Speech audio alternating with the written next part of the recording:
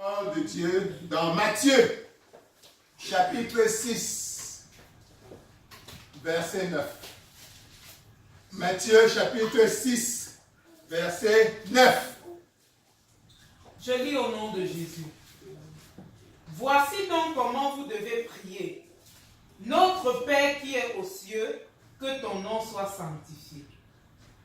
Amen. Amen. Amen. Amen. Vous vous souvenez, nous sommes dans une série où l'Éternel veut que tu apprennes à prier, que tu comprennes l'importance de la prière. Alléluia. Amen. Alléluia. Amen. Alors ces derniers temps, nous avons vu que il était important que tu pries.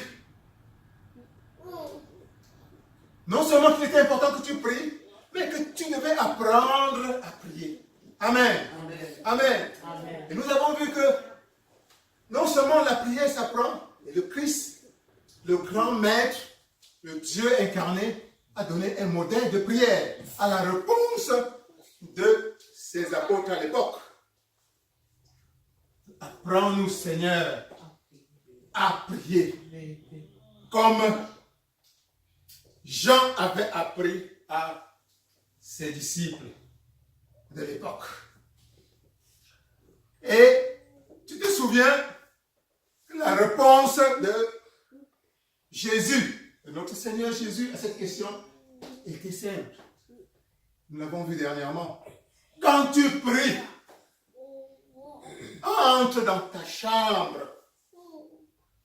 ferme ta porte, et ton Père qui est dans le lieu secret te répondra. Nous avons eu l'occasion de voir ce que signifiait la chambre, entrer dans sa chambre. Et en un mot, nous avons vu que la chambre était un état d'esprit intérieur. La chambre peut être comparée à la cour, au salon.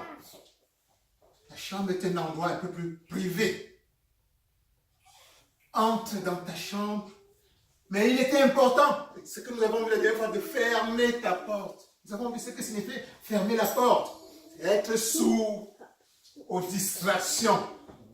Que l'ennemi, qui te suit toujours, sans cesse, continue à vouloir diriger vers toi pour t'éloigner du seul lieu saint, la chambre où tu te trouves. Dès que tu te trouves en présence de Dieu, tu n'es pas totalement à l'abri de l'ennemi. C'est pour ça que Dieu, Christ, te demande de fermer ta porte. Afin que les bruits qui viennent de la cour, c'est-à-dire du monde en général, de la chair, ne continuent à venir te perturber, te distraire. Afin que les bruits qui viennent du salon, du monde des émotions de l'âme, tu as des préoccupations dehors. Ton enfant est malade. Tu as une facture qui t'attend. Tu as des amis qui t'ont invité à une fête. Tu as ton professeur ou ton superviseur qui t'a dit quelque chose qui ne te plaît pas. Tout cela, si la porte n'est pas fermée, vont te suivre dans la chambre. Alléluia. Donc, il est important de fermer consciemment la porte de ta chambre pour un tête-à-tête total, fructueux avec l'Éternel qui se tient dans le lieu secret. Amen. Amen. Amen. Amen. Amen. Sans cela, tu vas commencer une prière pendant que Dieu est en train de te tendre la main pour te donner. Ton dos est tourné plutôt vers la marmite qui est au feu avec le macabo. Vers les enfants qui sont à l'école.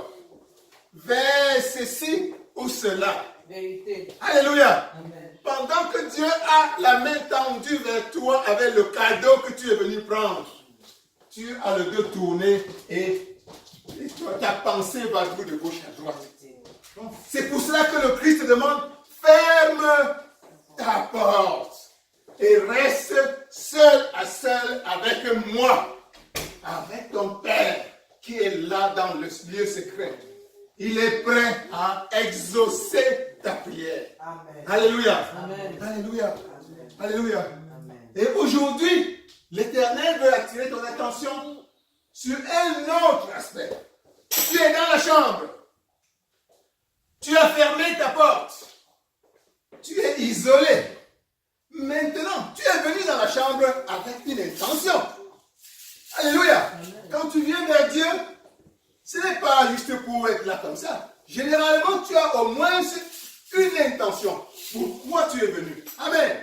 Même si ça peut être aussi vague que simplement de communier avec lui. Amen. Parfois, ça peut être un désir très précis. Tu as un problème de maladie. Tu as un problème avec tes enfants. Tu as un problème de ta carrière qui se trouve devant toi et tu veux des solutions.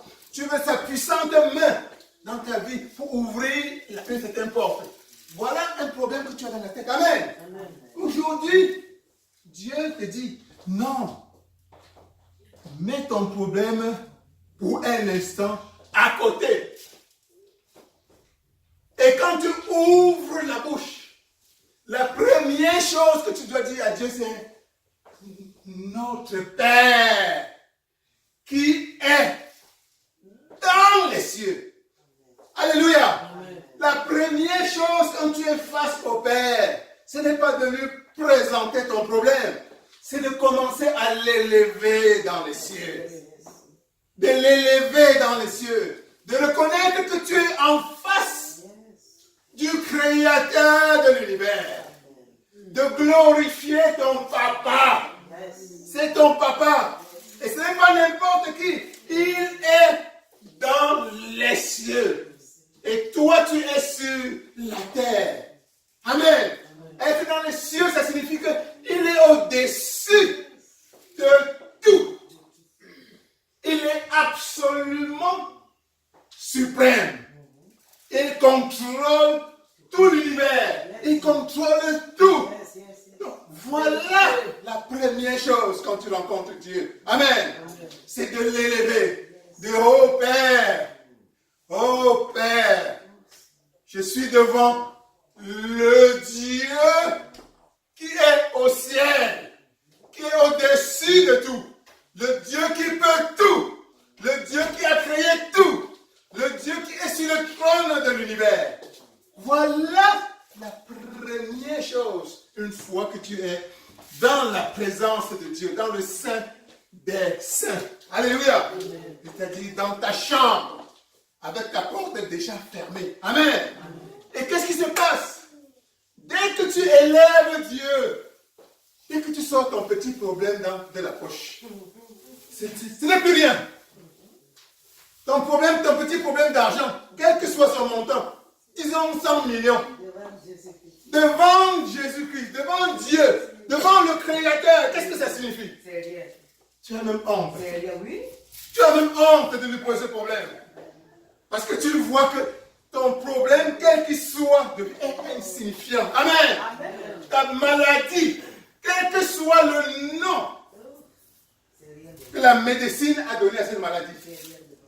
C'est rien parce que Dieu est aux cieux. Yes. Amen. Dieu est au-dessus de tout. C'est lui qui a créé la vie. Amen. Amen. Il peut restaurer ces cellules-là comme ça. Yes. En une seconde. Oui, vérité. Ce n'est pas une affaire de temps. Non, En une seconde. Amen. Amen. L'emploi que tu cherches là. Hey. Dès que tu as élevé Dieu, Ah. qui est le propriétaire, Yes. le créateur de, Yes. non seulement de la terre, mais du système solaire, non seulement du système solaire, mais des Tout galaxies. le prix, maman. Qu'est-ce que ton emploi, ta recherche d'emploi, devant un être d'une telle magnificence, Aïe, aïe, aïe. d'une telle puissance? Alléluia. Alléluia. Alléluia. Donc je ne sais pas quel est ton problème aujourd'hui. Mais, dès que tu es entré dans la chambre et que tu es dans la présence de Dieu, commence d'abord par élever ton Dieu. va reconnaître qu'il est au sommet de l'univers. Amen. Il est le créateur. Amen. C'est ce que le Christ veut t'enseigner Amen. particulièrement Amen. aujourd'hui. C'est son Amen. message aujourd'hui pour toi. Amen. Amen. Amen. Amen. Amen. Tu fais ce que le Christ t'a demandé. Yes, Jesus. Première chose, Yes. reconnais qu'il est au-dessus de l'univers. Hallelujah. Il est aux cieux. Oh, Et en ce moment-là, il peut tout. yes. La Bible dit, tout, rien n'est impossible. Adieu. Rien n'est impossible à Dieu. Mais pour comprendre cela, tu dois commencer d'abord par l'élever. Amen. L'élever. Et en ce moment-là, quand tu sors ton problème de la poche, la solution devient naturelle pour toi. La solution devient évidente pour toi. Amen. Amen. L'erreur à ne pas commettre. L'erreur que Dieu ne veut pas que tu commettes. Parce que cela se fait souvent. C'est que devant une montagne, devant un Goliath, devant une montagne, tu es focalisé tellement devant le problème. Tu l'as tellement analysé avant avec ton cerveau. Tu as tellement lu les rapports médicaux que le docteur a dit avec les termes scientifiques compliqués. Tu es même allé faire des recherches sur Internet sur ce problème-là pour voir le genre de virus comment le nom de ce virus, comment c'est l'histoire de ce virus, comment c'est né, comment c'est insoluble, comment on ne peut pas le guérir. Tu es déjà tellement allé étudier l'économie. L'économie, pour voir comment c'est difficile là dehors. Comment le taux d'emploi, le taux de chômage est à 50%. Comment c'est difficile. Tu es tellement concentré à ce que tu vois aux formes extérieures de la montagne que finalement tu es effrayé et tu commences à avoir peur. Amen. Amen. C'est l'erreur que le peuple de Dieu a commis. Vous vous souvenez, il y a quelques semaines, nous parlions de l'affrontement entre les Philistins et le peuple de Dieu, avec Goliath qui venait affronter et insulter le peuple de Dieu. Amen. De l'autre côté, vous aviez un monstre comme ça, de 3 mètres, plus de 3 mètres. Goliath était plus de 3 mètres. Non, comme ça ne suffisait pas, il avait une armure effrayante. Les lances, les javelots. Aujourd'hui, ça peut signifier quoi? Les bombes atomiques. Ça peut signifier les relations humaines. Ça peut signifier la force physique. Ça peut signifier l'argent. Tu es en face de ce monde qui t'effraie. Et tu te sens comme ça. Et l'histoire, la Bible te dit que chaque fois que Goliath avançait, le peuple de Dieu reculait. On peut lire ce verset dans la Bible. C'est dans 1 Samuel 17, 24. 1 Samuel 17, 24. 1 Samuel 17, 24. Je lis au nom de Jésus. À la vue de cet homme, tout cet Israël s'enfuit devant lui et fut saisi d'une grande crainte. Amen. Amen. À la vue de cet homme, tout Israël s'enfuit. Cet homme, c'est Goliath. Goliath, chaque jour, il se plaît à venir effrayer les autres. Goliath, ce sont tes problèmes actuels. Ce sont les questions, les angoisses, toutes les sources d'angoisse que tu as en ce moment. Chaque fois que Goliath sortait, que faisait le peuple de Dieu? Le peuple de Dieu reculait. On dit, et fuyait. Et fuyait. Et était empli d'épouvante. L'épouvante, c'est la peur. Voilà le peuple de Dieu. Les fils d'Abraham. Ce n'est pas les miracles qui ont manqué dans leur vie. Ils ont traversé la mer Rouge. Dieu les a, devant leurs yeux, dans leur histoire, a frappé l'Égypte. Des plaies, comme on dit. Incroyable. Ils ont bu l'eau qui coulait du rocher. Ils ont été guéris miraculeusement. On les a nourris de la manne. Mais ça ne suffit pas à renforcer leur foi en Dieu, en la puissance infinie de Dieu.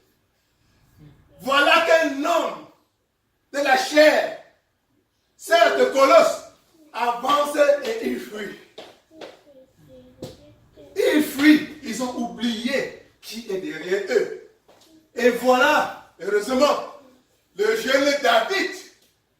Le jeune David vient et entend. David est de passage, simplement.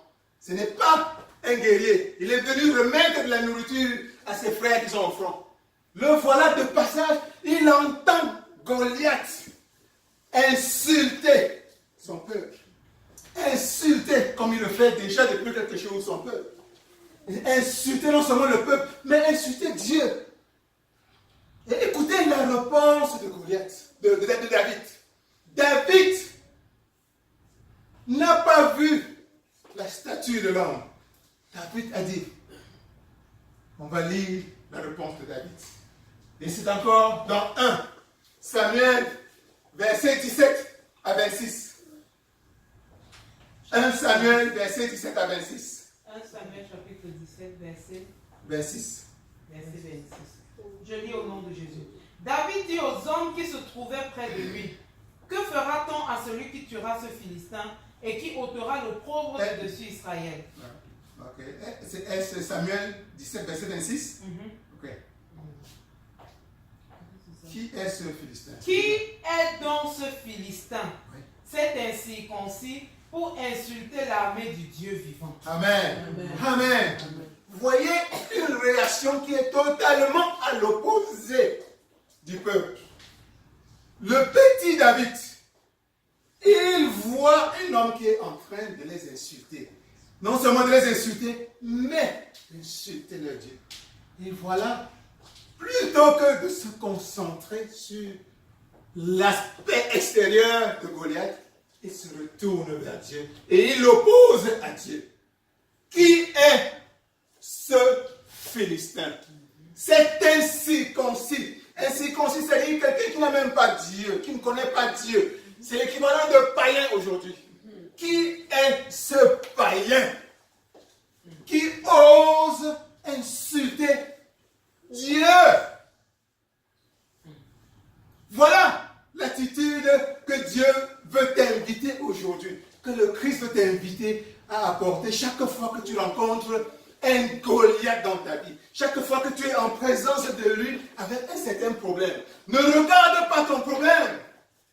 Regarde et tourne tes yeux vers lui. Amen. Amen. Laisse ton problème, laisse ton Goliath. Ne tourne pas ton regard vers Goliath comme le faisait le peuple de Dieu. Et cela se générait, la conséquence était la peur, la frayeur et le fait de rentrer. Tourne tes yeux vers Dieu. Amen. Comme David, tourne tes yeux vers Dieu. Amen. Pour l'élever. Ton père, ton papa. Dieu est ton papa. Et il n'est pas n'importe où. Il est aux cieux. Amen. Amen. Regarde ton problème d'argent aujourd'hui. Qui est ce petit problème d'argent? Qui est ce petit problème d'argent? Amen. Mon papa est aux cieux. Amen. Regarde ton petit problème, ton problème d'argent, ton problème de santé aujourd'hui. Regarde-le comme ça et dis, tel est ton problème.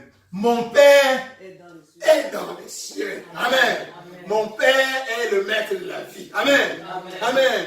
Regarde ce qui te chagrine aujourd'hui. Est-ce que c'est l'avenir de tes enfants? Est-ce que tu te soucies de ce que les enfants vont devenir demain? Regarde simplement cela. Et élève les yeux vers Dieu. Et dis, papa, mon papa est aux cieux. Mon papa est au-dessus de tout cela. Mon papa est au contrôle. Mon papa va s'occuper de mes enfants. Amen. Amen. Regarde les problèmes, quels que soient tes problèmes, ne limite pas Dieu. Dieu est au-dessus de l'univers. Dieu est aux cieux. Dieu est au-dessus de quelques problèmes que ce soit. Est-ce que c'est ton pays qui est en train de passer par des problèmes d'agitation? Ce n'est rien quand tu élèves ton regard, tes yeux vers les cieux, où tu sais que ton père et ton papa se trouvent. Amen. Ton père peut en une fraction de seconde résoudre le problème quel qu'il soit. Que ce soit un problème personnel, que ce soit un problème d'une communauté, que ce soit un problème lié à une nation. Ce n'est rien quand tu reconnais que ton Père est tout puissant et qui se trouve au-dessus de l'univers. Amen. Amen. Donc, le message pour toi aujourd'hui, Dieu veut que tu sortes au moins avec ça, c'est que une fois que tu es devant lui, quel que soit le problème que tu te trouves, quelle que soit la situation de ta vie, quelle que soit la hauteur de la montagne qui est la tienne et qui est devant toi, quel que soit le nombre de cadenas qui est devant la porte devant toi, détourne ton regard de cela et élève tes yeux vers le ciel. Reconnais que le Dieu qui a créé tout l'univers est ton papa. Que ce Dieu a toute la puissance de l'univers. Que ce Dieu est infiniment grand.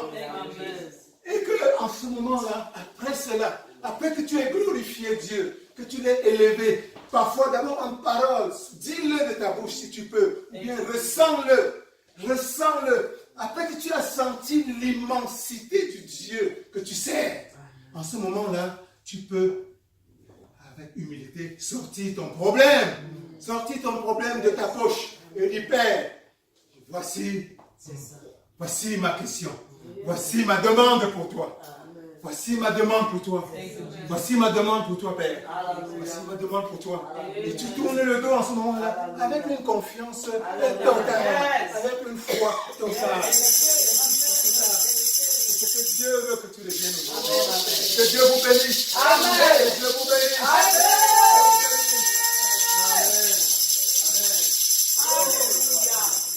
Alléluia. Oh Seigneur. Le Seigneur veut en ce moment que tu lui fasses totalement confiance. La parole de l'Éternel déclare que nos soucis n'ajoutent pas une coudée à la joie. Depuis que tu te soucies, que tu te stresses, que tu mets tout ceci ou cela, la rationalité humaine, la chair, toute la pression extérieure, mets entre les mains du Père. Et dis, papa, c'est toi qui m'as créé. Tu connais ce que je veux et tu connais ce qui est bon pour moi. Papa, I surrender. C'est tout ce que tu as fait. Nous bénissons l'Éternel pour cette parole sortie avec puissance, sortie avec efficacité. Si tu as été béni, élève ta voix et bénis l'instrument par lequel le Seigneur est passé. Et prie que le Seigneur davantage remplisse cet instrument et le rende encore efficace davantage pour l'avancement du royaume de l'Éternel. Prie au nom de Jésus. Papa, tu as parlé, Seigneur, au travers de ton roi, tu as parlé au travers de ton instrument, et nous sommes bénis, et nous sommes comblés. Nous sortons, Seigneur, de gloire, Père, avec la gloire, Père, de gloire, Papa. Nous venons, Père éternel, Papa, davantage, Père, au-devant de toi, Seigneur Jésus. Et nous te prions, Seigneur, afin que tu le bénisses, afin que tu le remplisses, et que davantage, Seigneur, il s'approche et s'accroche à toi, Jésus, afin d'être encore plus efficace, Seigneur, Papa, pour l'avancement de ton royaume. Bénis-le davantage, comble-le davantage, remplis-le davantage, au nom de Jésus. Amen. Amen. Amen. Ton offrande, c'est le temps. C'est le temps. Prépare ton offrande. Et nous invitons ainsi. Prépare ton offrande. Prépare ton offrande. Prépare ton offrande. Prépare ton offrande. Nous invitons la révérende générale Chekina qui va venir nous conduire. Amen. Lève-toi, danse et donne avec joie. Au nom de Jésus. Amen. Ma papa de Allah. Oh, thank you, Jesus. Ma papa de Allah. Anodi wali ma papa de Allah. Anodi wali ma papa de Allah. Ma papa de Allah. Ma papa de Allah. Anodi wali ma papa de Allah. Anodi wali ma papa de Allah.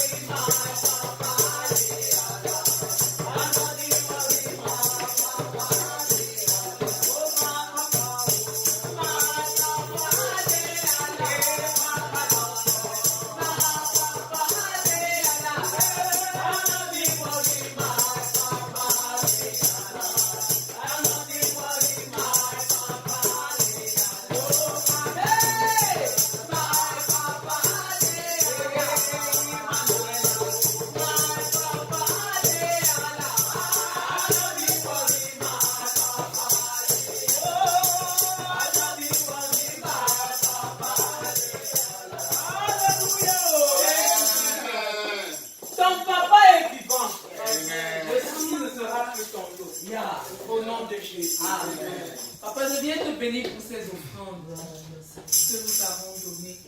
Père de gloire, daigne bénir, sanctifier et purifier. Que ces offrandes servent pour l'avancement de ton œuvre. Et que davantage les faux soient renfloués afin que nous continuions à te donner. Béni sois-tu, Père Dieu de gloire, au nom de Jésus. Amen. Amen. Nous invitons le reverend pasteur Calvin pour les annonces de l'église qui vous remercie. S'il vous plaît, encore.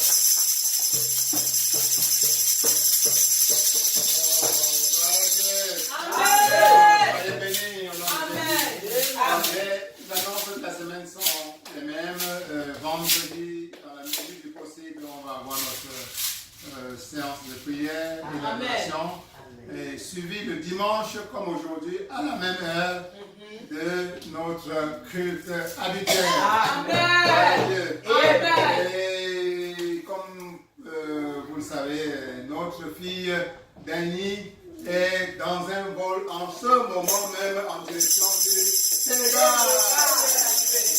Elle est déjà arrivée, voilà, ils sont tous arrivés. Elle est arrivée, donc elle est déjà arrivée. Nous prions Dieu, nous invoquons à nouveau la présence et la main de Dieu pour l'accompagner dans toutes les phases de ce voyage. Amen. Nous reviennent fortifiés. Amen. De Jésus. Amen. Que Dieu vous bénisse. Amen. Que Dieu bénisse ton lundi. Amen. Que ton mardi soit béni. Amen. Que ton mercredi soit béni. Amen. Que ton jeudi soit béni. Amen. Que ton vendredi, ton samedi et ton dimanche soit béni.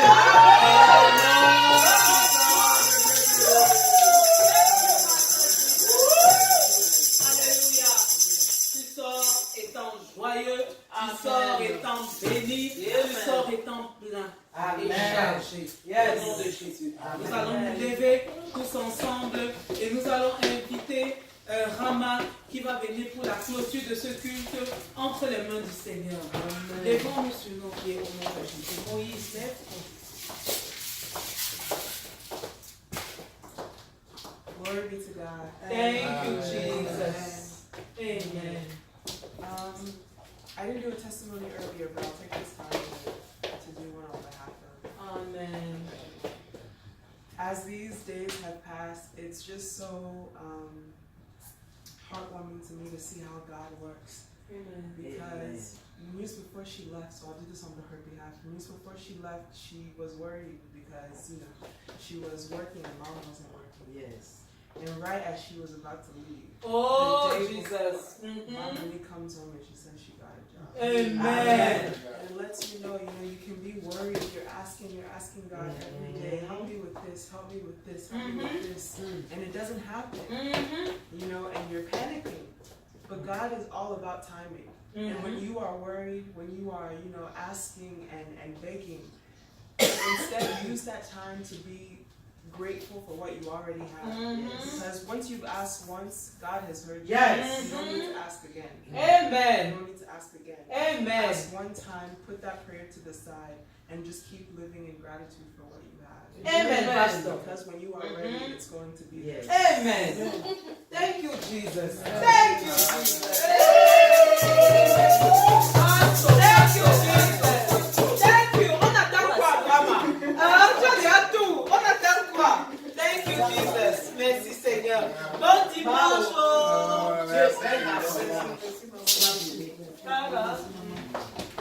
Maman.